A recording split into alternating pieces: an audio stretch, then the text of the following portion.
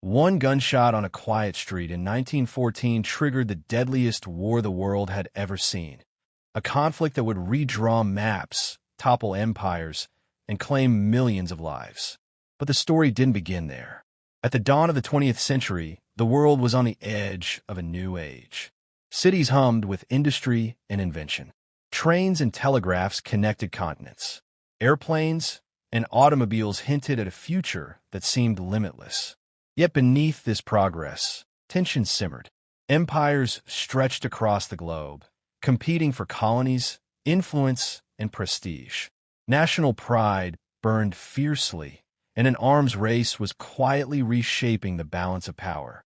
Europe, in particular, was a continent bound together by fragile alliances and divided by old rivalries.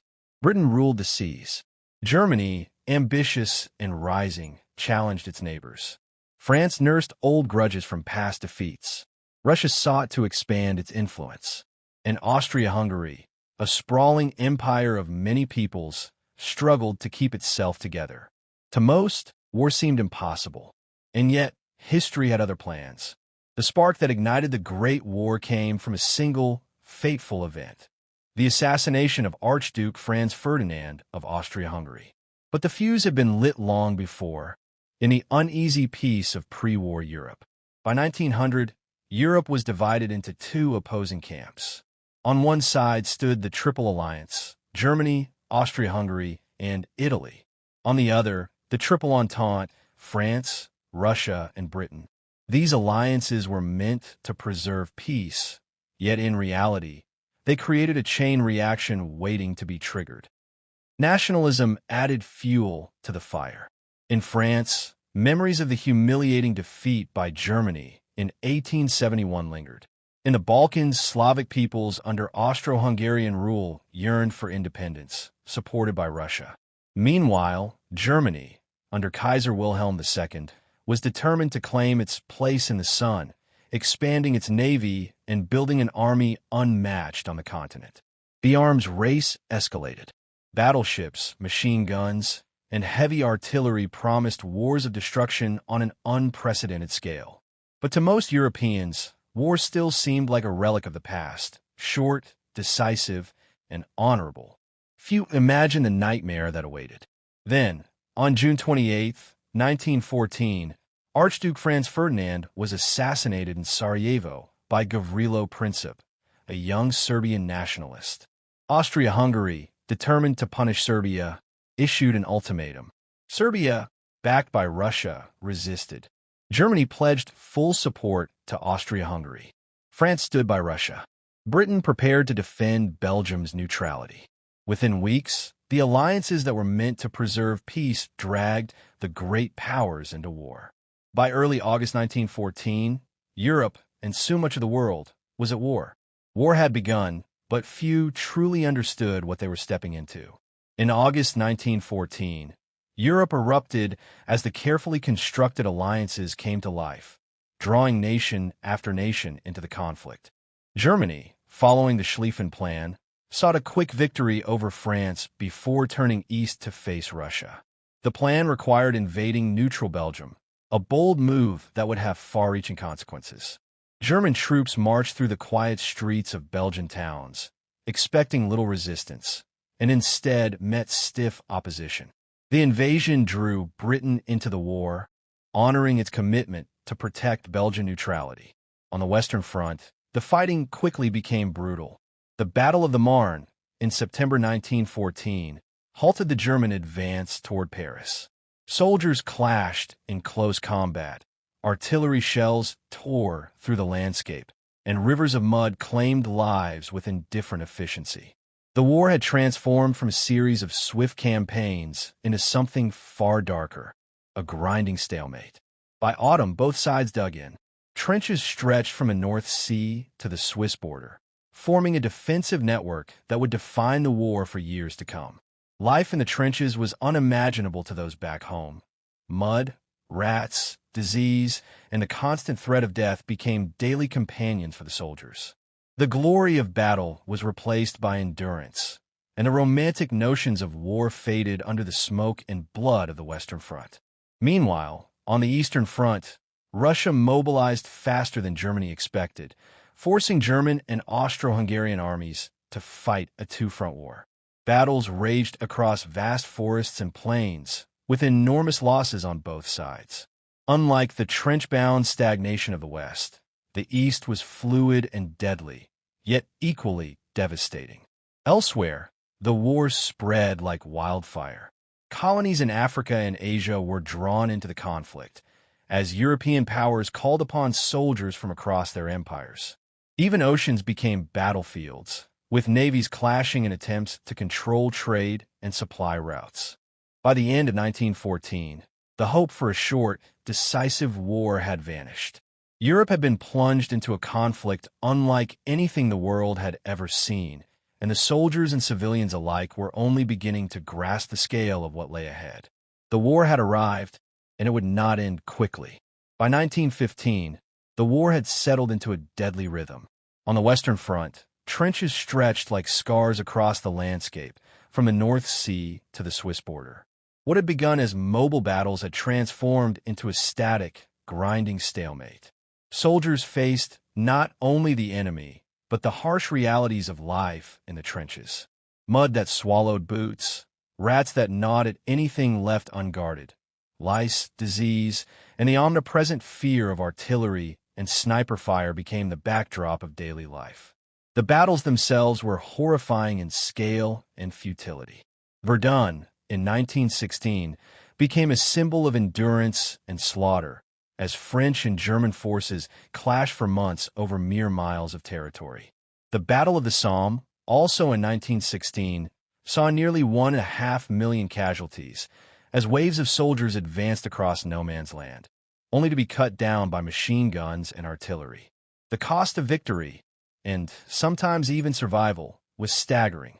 Yet innovation continued even amid the carnage. Tanks, still in their infancy, began to appear on the battlefield, promising a new way to break the stalemate. Airplanes were deployed not only for reconnaissance, but for combat, introducing dogfights in the sky above the trenches. Poison gas, a terrifying new weapon, was used for the first time on a large scale, adding a new layer of horror to the conflict. Meanwhile, the war was not confined to Europe. The Ottoman Empire fought on multiple fronts, and the Allies launched campaigns in Gallipoli, seeking to open a new path to victory. Colonial troops from Africa, India, and Asia were drawn into the fighting, often facing brutal conditions and high casualty rates far from home. On the home front, the realities of total war began to show.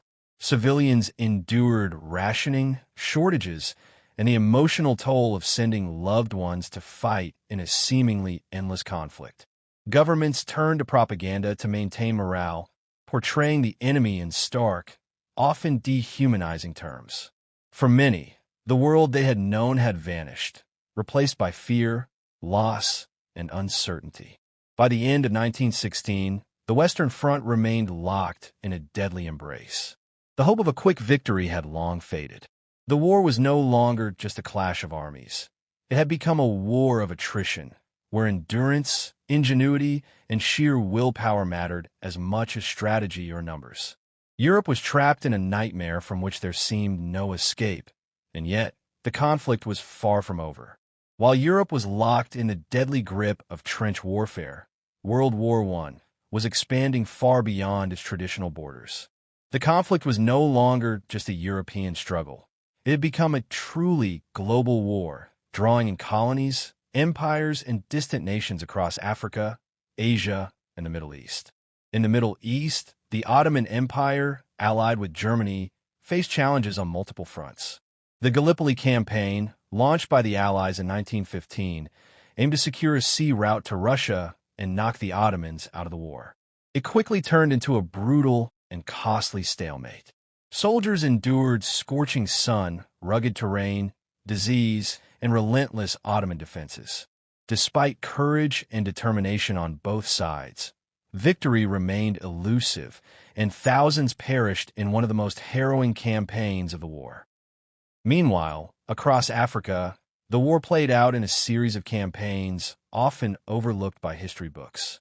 European powers clashed in their colonies, calling upon African soldiers and laborers to fight and support the war effort. From German East Africa to West African territories, local populations bore the burden of battles, forced conscriptions, and shortages, revealing how the war's reach extended far beyond European soil. In Asia and the Pacific, Japan, allied with Britain, seized German-held territories, demonstrating how nations outside Europe seized the opportunity to expand influence. The global nature of the war meant that the First World War was not just shaping Europe's borders, but redrawing political and economic lines across continents. For the soldiers and civilians caught in these distant theaters, the conflict was no less brutal than in Europe. Disease, supply shortages, and harsh climates compounded the dangers of combat. The war demanded immense sacrifices, exposing the fragility of empires and the resilience of the people caught in the crossfire. By the end of 1916, the world had become a battlefield on multiple continents. The war that many had expected to be short and decisive had grown into a global catastrophe, touching every corner of the empires involved. The conflict's scale and complexity were staggering, and it was only getting bigger. While the Western Front was trapped in the mud of trench warfare, the Eastern Front stretched across vast forests, plains, and rivers, where battles were fought with mobility, speed, and devastating consequences. Russia, a massive empire with immense manpower, faced Germany and Austria-Hungary in a war that would test its strength, strategy, and endurance. The early years of the war saw Russian forces launch offensives into East Prussia and Galicia, achieving initial successes but ultimately suffering catastrophic defeats. Poor infrastructure, outdated equipment, and logistical failures made sustained campaigns nearly impossible. Germany, under skilled commanders like Paul von Hindenburg and Erich Ludendorff, exploited these weaknesses, striking deep into Russian territory and inflicting enormous casualties. Austria-Hungary, already struggling to hold its diverse empire together, found itself stretched thin. Nationalist tensions within its borders, coupled with military defeats on multiple fronts, weakened morale and stability. The Eastern Front became a theater not only of battles, but of empire under strain. By 1917, the Russian people had endured years of hardship, shortages, and mounting casualties.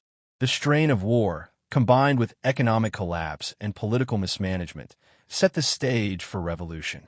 In March 1917, the February Revolution erupted, forcing Tsar Nicholas II to abdicate and ending centuries of Romanov rule. A provisional government took power, but instability continued, creating a power vacuum that would soon be filled by the Bolsheviks. Meanwhile, Germany could now shift its attention to other fronts, taking advantage of Russia's internal turmoil. The Eastern Front would remain deadly, but the collapse of Russian resistance marked a turning point in the broader strategic picture of the war. Across the empire, ordinary people bore the brunt of these campaigns. Soldiers faced grueling marches, harsh winters, and relentless combat. Civilians endured food shortages, forced conscriptions, and the constant fear of invasion. The Eastern Front revealed not only the scale of the conflict, but the fragility of empires and the human cost of a war that spared no one. By 1917, Europe and the wider world were witnessing profound change. The war had already claimed millions of lives, toppled governments, and shifted global power dynamics. And yet, despite these upheavals, the conflict would continue to escalate, drawing even more nations and empires into its devastating orbit. While trenches and battlefields defined the war on land, control of the seas and skies became just as critical. The oceans were lifelines for empires carrying troops, supplies, and resources essential for sustaining the war effort. Whoever controlled them could tip the balance of the conflict. The German Navy, seeking to disrupt Allied supply lines, deployed submarines known as U-boats. These stealthy vessels struck fear into merchant and military ships alike. In 1915, the sinking of the British passenger liner Lusitania shocked the world, killing civilians and inflaming tensions with neutral nations, particularly the United States. Submarine warfare, was ruthless, and it forced the Allies to develop convoys, escorts, and new anti-submarine tactics to keep vital supplies moving. On the surface, naval battles were fewer, but no less significant. The Battle of Jutland in 1916, fought between the British Royal Navy and the German High Seas Fleet, was the largest naval engagement of the war. Though inconclusive in terms of immediate victory, it demonstrated the scale, strategy, and technological sophistication of modern naval warfare. The skies, too, became battlefields. Airplanes, once seen as novelties, now carried machine guns, bombs, and reconnaissance equipment. Dogfights became legendary, and aviators like the Red Baron captured the imagination of the public, symbolizing both bravery and the deadly precision of aerial combat. Observation balloons, reconnaissance missions, and the first strategic bombings transformed how wars were fought, giving commanders a bird's-eye view of the battlefield and exposing soldiers to new dangers from above. Naval blockades and aerial reconnaissance reshaped strategy. The British blockade of Germany limited food and resources, while reconnaissance planes provided intelligence that influenced battlefield decisions on land. The war was no longer limited to front lines. It had become total, reaching civilians, cities, and the very infrastructure of nations. By the end of the war, control of the seas and skies had proven decisive.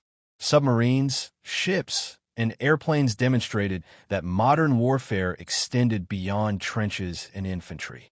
The battles above and below the waves highlighted not only technological innovation, but the global scale of a conflict that spared no corner of the world.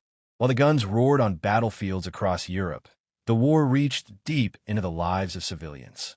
World War I was the first total war in modern history, demanding the full mobilization of societies, economies, and governments. No one, whether soldier or civilian, could remain untouched. Rationing became a part of everyday life. Food, fuel, and clothing were strictly controlled as governments sought to sustain armies at the front. Ordinary citizens faced shortages, long lines, and the stress of providing for families under increasingly difficult conditions. For many, life felt like an endless struggle to adapt to the demands of war. Governments also turned to propaganda to shape public opinion and maintain morale. Posters, newspapers, and films encouraged enlistment, demonized the enemy, and painted the conflict in moral terms. Patriotic slogans urged citizens to contribute, whether by buying war bonds, working in factories, or supporting rationing efforts. Art, literature, and theater became tools for reinforcing national unity and shaping perception of the war. Women played a transformative role on the home front. As millions of men went to fight, women stepped into roles previously reserved for men, in factories, offices, farms, and hospitals. Their labor kept economies running and armies supplied, while challenging traditional societal norms and laying the groundwork for post-war social change. Civilians also endured the emotional toll of the war. Letters from the front, reports of casualties, and the constant uncertainty of loved ones' safety created a pervasive sense of anxiety. Entire communities were shaped by grief, resilience, and the determination to survive in an era defined by global conflict. Disease, too, compounded civilian hardship. Crowded cities, poor sanitation, and disrupted food supplies made populations vulnerable, foreshadowing the deadly Spanish flu that would arrive in the final year of the war. The home front revealed a crucial truth. World War I was not only fought by armies, but by entire nations. Civilians, once distant from battlefields, were now active participants in the war effort, sharing both the sacrifices and the consequences of a conflict that spared no corner of society. By 1917, the world was exhausted. 4 years of unimaginable bloodshed had drained Europe's armies, shattered economies, and tested the limits of human endurance. Yet the war was far from over. This year would mark a turning point, reshaping the conflict and altering its course forever. On the Western Front, both sides faced dwindling morale. Soldiers were weary, and repeated offensives had produced staggering casualties for minimal territorial gain.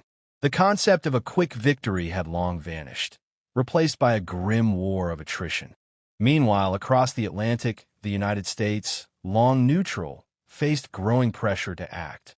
German unrestricted submarine warfare, targeting civilian and merchant ships, had killed American citizens and threatened vital trade.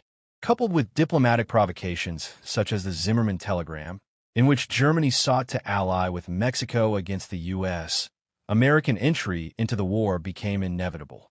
In April 1917, the United States declared war on Germany, bringing fresh troops, resources, and industrial power to the Allies. On the Eastern Front, Russia was collapsing under the weight of war, economic hardship, and social unrest. In March 1917, the February Revolution forced Tsar Nicholas II to abdicate, ending centuries of Romanov rule. A provisional government attempted to maintain order, but instability persisted. By November, the Bolsheviks, led by Vladimir Lenin, seized power in the October Revolution and negotiated peace with Germany through the Treaty of Brest-Litovsk. Russia's withdrawal freed German forces to focus on the Western Front, but it also highlighted the deep social and political consequences of the war. Elsewhere, 1917 saw further escalation of global involvement. Colonial troops continued to fight far from home, while nations such as Italy and Japan played increasingly significant roles in specific theaters. The war had become not just a European conflict, but a worldwide struggle with consequences for generations to come. By the end of 1917, the stage was set for a decisive year. Fresh American forces, exhausted European armies, and shifting alliances meant that the balance of power was changing. Momentum was building toward a series of final offensives that would determine the war's outcome and the future of the world. 1918 arrived with a sense of urgency and desperation. After 4 years of slaughter, Europe teetered on the edge. The Central Powers, exhausted and demoralized, faced fresh Allied forces bolstered by American troops. The stage was set for the final, decisive year of World War I. Germany launched the Spring Offensive, hoping to break the stalemate on the Western Front before American forces could arrive in full strength. The attacks initially gained ground, but the human cost was staggering. Soldiers were pushed to their limits, and resources were stretched thin. The offensive ultimately stalled, leaving Germany vulnerable to counterattacks. The Allies responded with the 100 Days Offensive, a series of coordinated attacks that would ultimately break through German lines. Tanks, artillery, and combined infantry strategies pushed the front westward, reclaiming lost territory and forcing the Central Powers into retreat. The momentum had shifted irreversibly. On the home front, the situation mirrored the chaos at the front. Civilian populations in Germany, Austria-Hungary, and the Ottoman Empire suffered from shortages, economic collapse, and political unrest. Strikes, protests, and calls for peace grew louder, signaling that the war could no longer be sustained. By November 1918, the Central Powers were crumbling. The Austro-Hungarian Empire dissolved into independent nations. The German Kaiser abdicated, and a republic was declared. On November 11, 1918, an armistice was signed, bringing hostilities to an end. Soldiers, civilians, and nations alike began to confront the staggering human and material cost of the war. World War I had redrawn borders, toppled empires, and left deep scars on the world. Over 16 million lives had been lost, millions more wounded, and entire societies transformed. What had begun as a conflict many expected to be short and decisive had become a global catastrophe that would shape the 20th century in ways no one could have predicted. The guns fell silent on November 11, 1918, but the world was far from at peace. The aftermath of World War I reshaped nations, societies, and the global order in profound and lasting ways. The Treaty of Versailles, signed in 1919, formally ended the war. It imposed harsh terms on Germany, demanding reparations, territorial concessions, and strict military limitations. While intended to secure lasting peace, the treaty sowed seeds of resentment, economic hardship, and political instability that would later contribute to the outbreak of World War II. For great empires had collapsed. The German, Austro-Hungarian, Ottoman, and Russian empires vanished, replaced by new nations, borders, and governments. Central Europe, the Middle East, and parts of Asia were redefined, sometimes arbitrarily, often creating tensions that endure to this day. The human cost was staggering. Over 16 million lives were lost, and millions more were wounded or permanently scarred by the horrors of modern warfare. The lost generation of young men carried psychological and physical wounds, while families and communities struggled to rebuild amid grief and devastation. The war also coincided with a global pandemic, the Spanish flu, which claimed tens of millions of lives worldwide, further compounding the suffering of already strained populations. Beyond the immediate toll, the war reshaped societies. Women, having contributed massively to the war effort, pushed for greater rights and recognition. New technologies and tactics introduced during the war continued to influence military strategy. Nationalism, political ideologies, and global power dynamics were irrevocably altered. World War I had been the war to end all wars, yet its legacy proved more complex. It was a conflict of unprecedented scale and devastation, a turning point in history that reshaped the world politically, socially, and culturally. Its lessons of ambition, miscalculation, and the human cost of industrialized warfare would echo for generations. As nations rebuilt and remembered, the shadows of the Great War lingered, shaping the 20th century and reminding the world of the profound consequences of global conflict. Beyond the immediate toll, the war reshaped societies. Women, having contributed massively to the war effort, pushed for greater rights and recognition. New technologies and tactics introduced during the war continued to influence military strategy. Nationalism, political ideologies, and global power dynamics were irrevocably altered. World War I had been the war to end all wars, yet its legacy proved more complex. It was a conflict of unprecedented scale and devastation, a turning point in history that reshaped the world politically, socially, and culturally. Its lessons of ambition, miscalculation, and the human cost of industrialized warfare would echo for generations. As nations rebuilt and remembered, the shadows of the Great War lingered, shaping the 20th century and reminding the world of the profound consequences of global conflict.